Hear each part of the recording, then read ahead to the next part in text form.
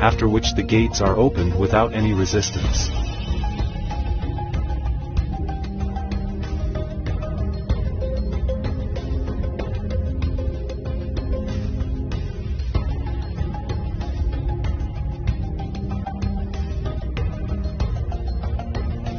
These two individuals are seen inviting the crowd inside the house.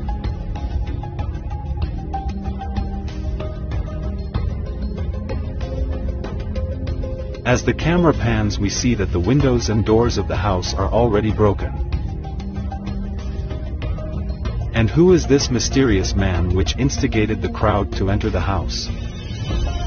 PTI leader Dr. Yasmi Rashid can be clearly heard urging the crowd against from entering the house. मेहरबानी करके अंदर जाने की बिल्कुल मत कोशिश करें, आप बाहर आ जाएं सारे, हम प्रोटेस्ट करने आए हैं। Then later at night the house was burnt down by mysterious individuals.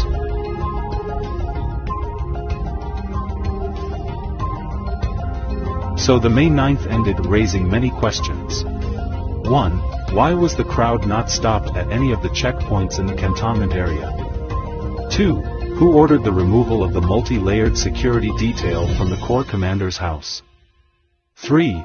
Why was there no response from Quick Response Force and Garrison Security Force despite the fact the Corps Commander's house was under attack for many hours?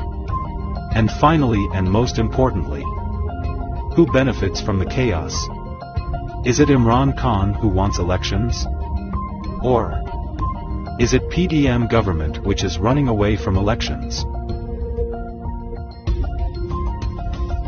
Clearly, there is enough evidence to suggest that May 9th was a false flag operation to create chaos and unleash massive crackdown on PTI workers, ban PTI and delay elections indefinitely.